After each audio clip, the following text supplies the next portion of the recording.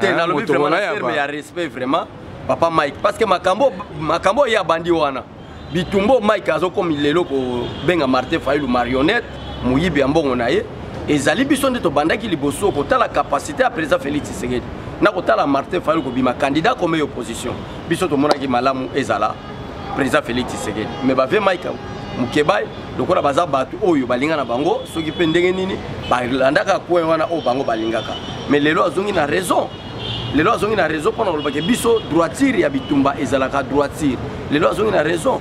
Comment est-ce qu'on peut envoyer $1000 pour nous soutenir ndeko na yo aza ko bela ndeko na yo aza na boloko o basi na bana mibale baza na ndako donc moi si na bana mibale baza na ndako yo zo kende komisa $200 $800 dollars ça c'est quelle escroquerie ndeko na.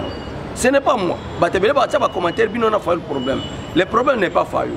Mais le jour où on n'y pas d'identification des Congolais, véritable. C'est ça qu'on a expliqué au peuple congolais que ce n'est plus la politique Martin Fayulu. Pour Martin Fayulu, c'est la haine. Parce que la personne qui a détruit ce pays, c'est Joseph Kabila. C'est clair. 20 ans au pouvoir. À Boïnan, qu'on organise même l'élection. Même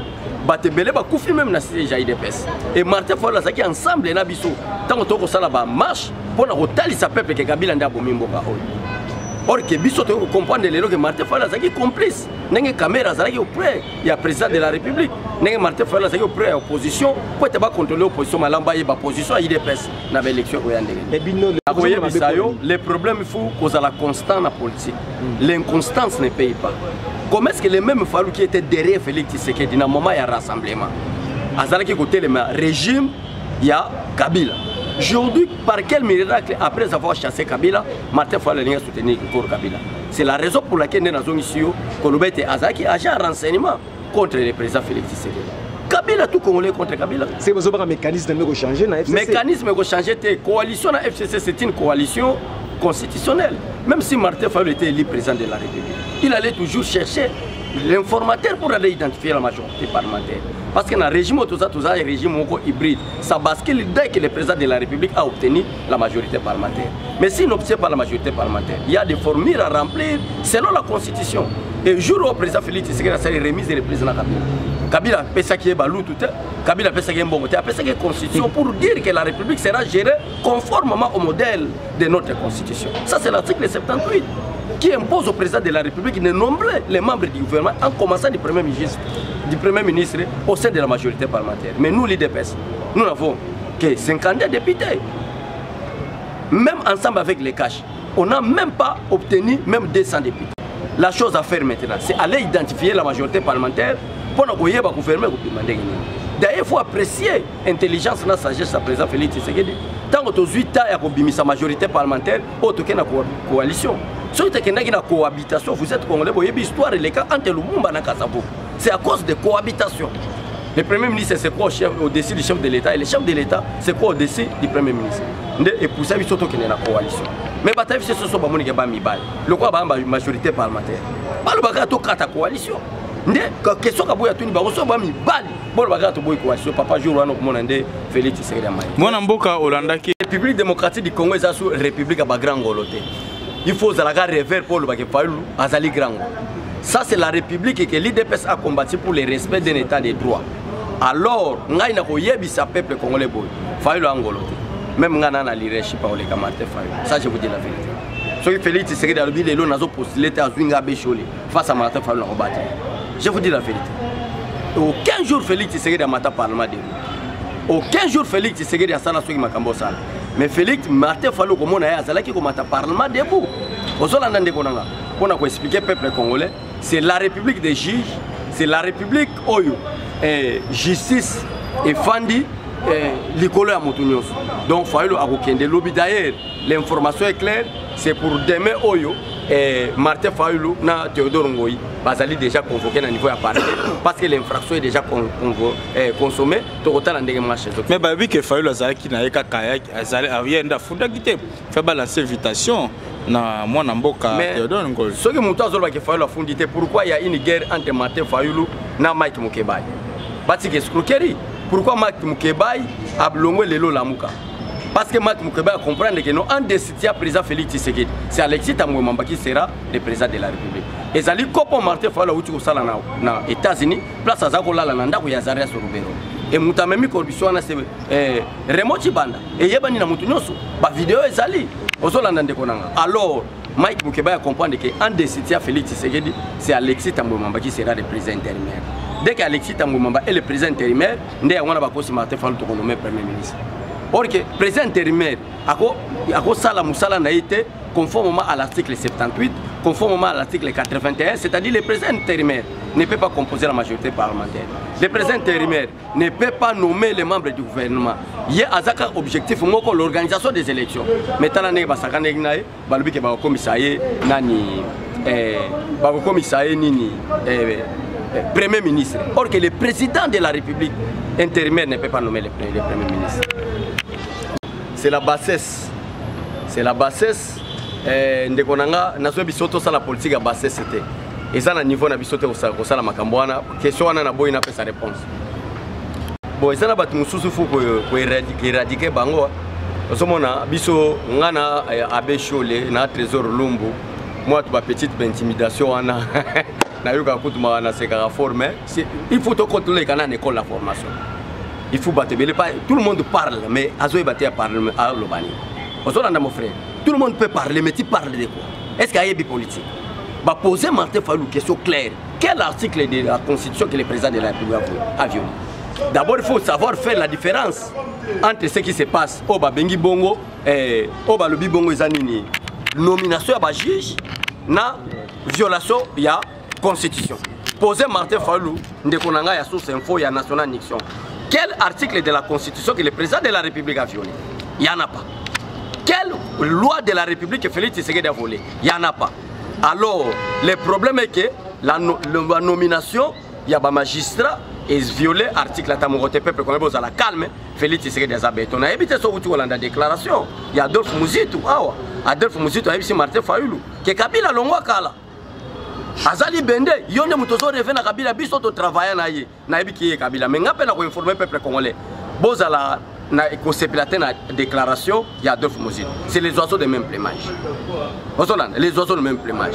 Papa, dès que vous travaillez avec l'amour pour l'intérêt de votre peuple, dès que vous travaillez pour aimer le Congo et les Congolais, en tout cas, Vanyo Sigoya, Nabanzela, nous c'est sympathie.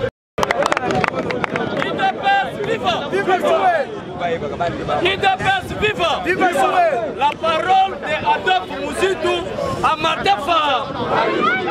Bomba bomba. Toyebi malamu que ce sont les oiseaux de même plumage. Boyete. Pourtant quand on bandi côté mais la Kabila, bango baso la complicité neni ba ko sa président Félix Tshisekedi. Yo soko ko se parle Mike Mukeba et sa démocratie. Mais Mike Mukeba il faut appeler ça 10% pour to zala ki batali boso ko le Martin Fayulu asa boyibi buna. Alors le kuta. Tango kuta solo ba clé que à Genève, c'est lui qui avait trahi Tshisekedi était Martin Fayulu. Mais biso to bimaki na balabala awa boyete bango bazala ki wapi bomba bomba yoka les oiseaux de même plumage mpangi plus mpangi égale à combien yoka mpangi plus mpangi égale à combien yoka sikoyo soki azalaki ke Félix Tshisekedi no gisaka buya balinga balo batala ba tribaliste wana boyete Martin Fayulu ata batu musuba lo ba Camerounais mais on dit pe ko luka moyen basta la identification problème té mais en soi na apparence batabandu boyete Adolphe Muzitu na apparence batabandu les autres de même plus mais dans la déclaration il y a Adolphe Muzitu Martin Fayulu tikana yo Kabila pouvoir de silaka facile bomba bomba bomba bomba mais toyebi que ça politique à flatterie ezali politique à lokuta balanda bango te Congolais partout sur l'andanga. Soka boulake Fati aza faible, que n'a pas bolimi c'est pas ensemble. C'est ça. Parce que Félix Tshisekedi aza mutabandaka mabete. Mais biso to yebisi bango, soki boza bibali FCC, bolo baka coalition salini. Est-ce que bazolo ba? Mabela mutabasala nini? Yo za présent Sénat. Mais on la sous la Brazzaville la boîte bonne. C'est ça. Bomba bomba.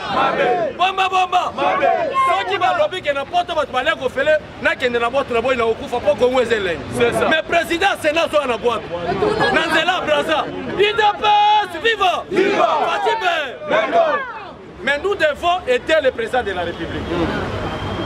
Pour tenir compte de l'information, nous sommes obligés. C'est même une obligation Il y a quoi le président de la République. Na kati na biso moi tu guerre mike mike fou les bannir les chasser. Boyete. Ça boy. Parce que mungule so luka guerre ni les osana IDPS. Parce que baloba na Bible na français boy.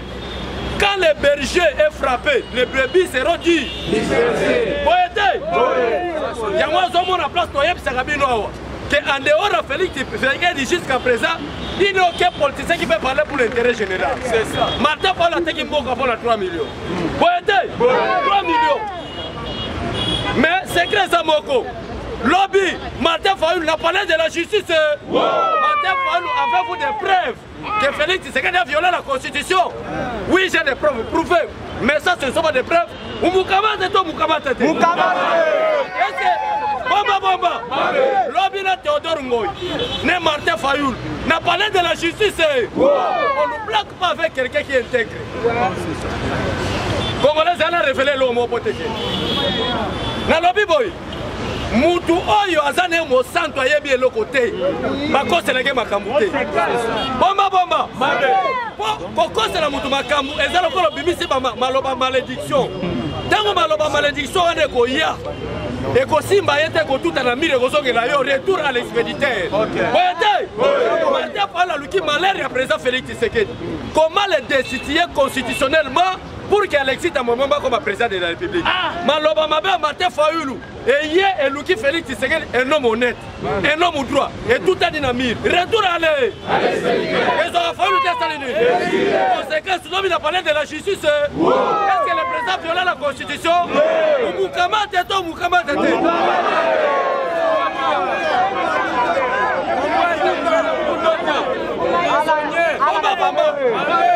Bomba. Peuple congolais, la matin qui chez quoi c'était samedi. Bomba. La matin qui chez quoi c'était samedi ou vendredi. La Yébisaki Bilo. Dans la cause de la délégation. Chers Congolais, Kabila Kobimani Banda Bokate. A Kobimate, Tshisekedi Tala na Lobaka chef on a combattant. Il y a des prophètes bibliques, il y a aussi des prophètes politiques. Tshisekedi était un prophète politique. Sakola Boye, Bamouvanse Bazwata Kokima, mais Bakabili c'est Bakokangama. Est-ce que Babimaka? Covid 19 il y a Salini. Pas question de voyager dans la province. Tout ça, on a Bomba. Voilà qu'on a dit cher Congolais. Voilà qu'on a dit Sabinoni. Voilà qu'on a dit Sabino Boye. Comme il faut changer politique, ce qu'on continue dans le monde de Facebook, les réseaux sociaux, et dans la bataille Banda Moka, et dans la bataille province, parce qu'on a des caméras Libanda.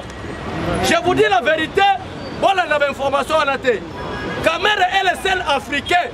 Depuis l'Afrique et l'Afrique, les seuls politiciens à la liberté provisoire dit Fababoya. Voilà cours à géographie. Bomba. Il y a un seul Africain qui a déjà demandé plus de 10 fois la liberté provisoire. Ma père santé comme on est Vital Ka. Est-ce que Zali Bisso? Comment on a mot? Vital Ka. Caméra Rwakadi. Congolais, vive! Mais nous avons Sabino Boy. Ce qui est comme une tour, il y a remplacé Félix Tshisekedi sur un petit centenaire. Tournoyer. Quand il y a une dictature, la démocratie, c'est un vrai moyen pour respecter quand on est dans le pouvoir. Bomba. Pour tout ça, il n'y a pas de dictateur. Kabila soit le logo, c'est la mandé pour casser la soukatique et belé, pas de dictateur. Boyete, il y a Sabino Boy, c'est là. Pour le nombre de frontières au sol. Pour la démocratie, tout le monde peut parler. Mais quand tu parles, la liberté n'est pas une libertinage. Vous Moukamate. Parce que la Constitution appelle le président de la République le garant de la. Il dépêche viva. Mais hier, il y a démocratie en Ouana. L'Obanayo, Moutamabere rouge a fait perdre. Félix Tshisekedi mwana limité. Kabila zala soka lala l'autre commission président de la République. Il y a wana zo sibir na prison. Akeko senga appel. Na appel ba beseke 18 mois ba ici sous 6 mois. 24 beta kata salini. Conseil ba le week-end so appel du temps quel sous beta 24. Atinga wana. Il dépasse viva. Ya ngoso bona dossier caméra na appel tantôt plus tôt. Parce qu'ils ont risqué le wana 20 ans. A comment na combien? Il dépasse viva. Les politiques et la diabolisation. Oh, bah, ça, ça, le président Félix Tshisekedi, qui est mouillé dans la présidence, dans le programme 100 jours, Félix Ayebaki. Il y a un appui, c'est pas comme ça. Comment Congolais vous pouvez comprendre et expliquer Martin Fayulu la boya qui vit dans la caméra. Mais ça la marche ensemble dans le boulevard. Pour le Félix a violé la constitution. Au Congo, il n'y a pas de politiciens en dehors de l'IDPS. Il n'y a que des escrocs politiques qui travaillent pour l'infrantologie. Mais au niveau de diplomatie, match eza kitoko Fati a gagné, Fati a bloqué. Wete Kabila bimalibanda mboka. Esengeli soko yebaka te yeba lelo. Kabila, Jeannette, Zoé, na bande kone musu famille biologique d'abord. Maman Sifa, bako bimata Zambi bako kenete. Po bima l'autorisation esengeli buta na présidence. Po bimi okesa la ni, eza ba bengo prison à ciel ouvert. Bomba. Bomba la mutata mo la zone à sa prisonnier. Sans le savoir. IDPS viva. IDPS viva. Le hôtel il s'appelle peuple balanda biso. Vous devez honorer tous les combattants de l'IDPS. Ça c'est vrai. Voilà vraiment ce que mon konzambo a fait sur les yekuta yebiango. Que tous les combattants de l'IDPS, Makamo combattant, Popo Salangote et Tobana Golobango Kuna. Le Parlement de Bois comme aller à luxe. Donc on espace ces hommes, on est ma frère, on a été à Wajusala. Place de Robana Bomba Badjip. Moutra Moutakagi, type Nena Moussala, 16 ans de Sili. Oyen la noire.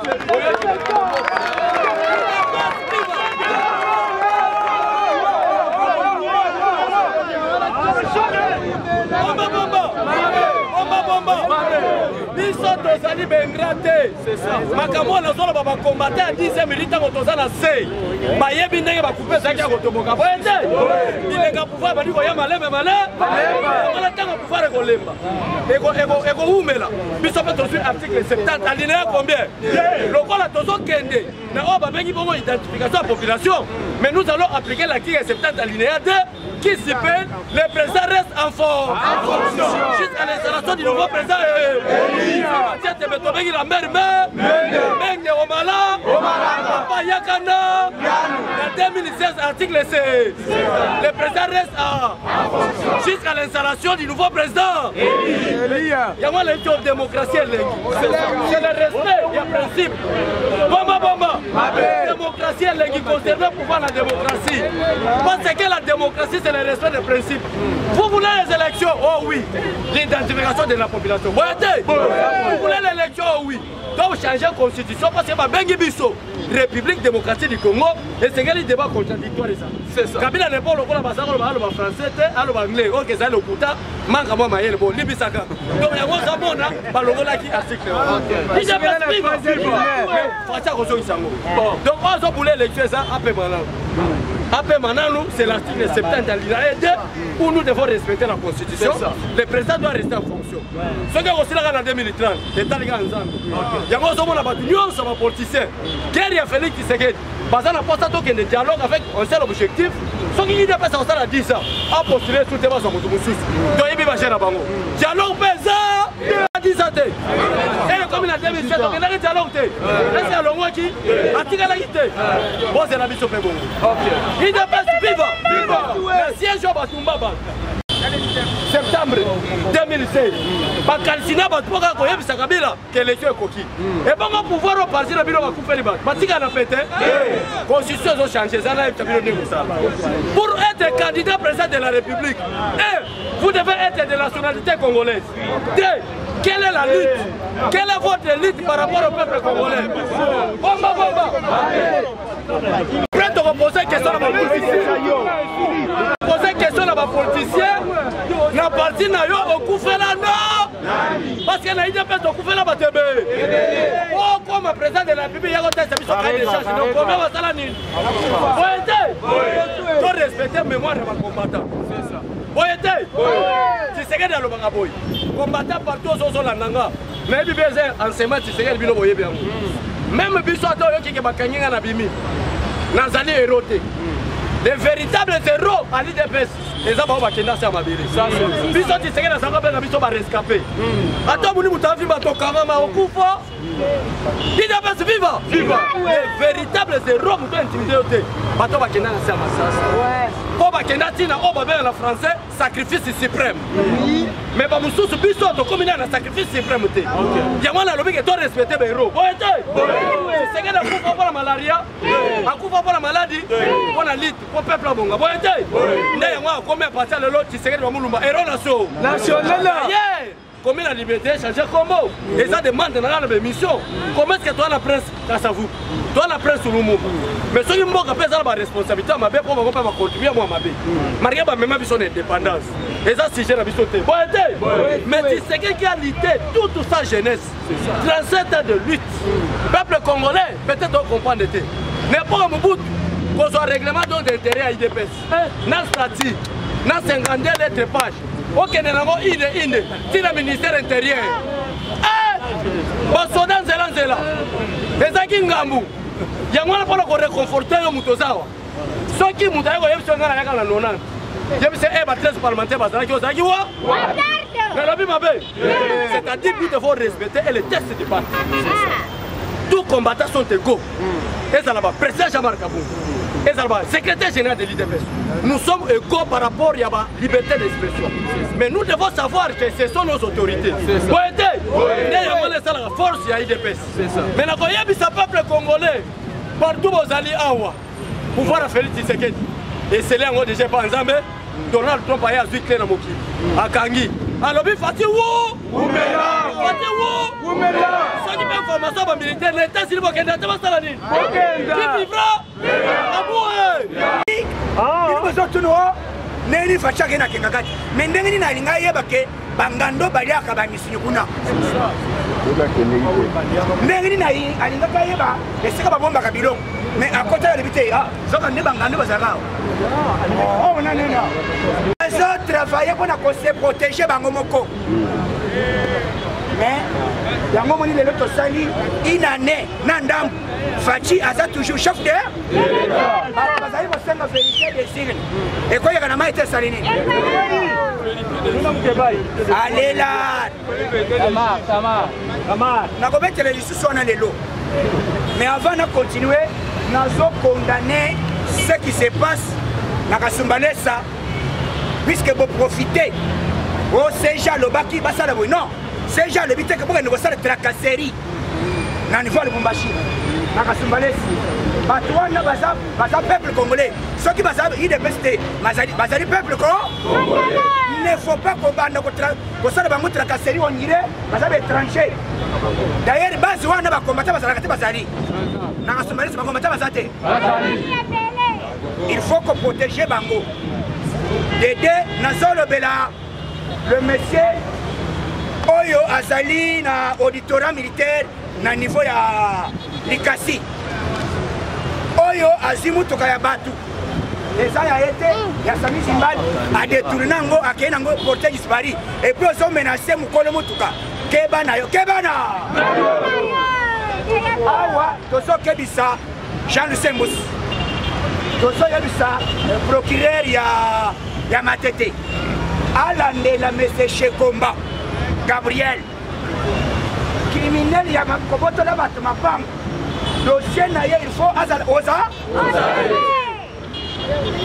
Monsieur, ministre commerce extérieur, Jean Lusembus, Amélie Bongo, il y a un fonctionnaire, il y a un agent. Bongo Nyonso, Azir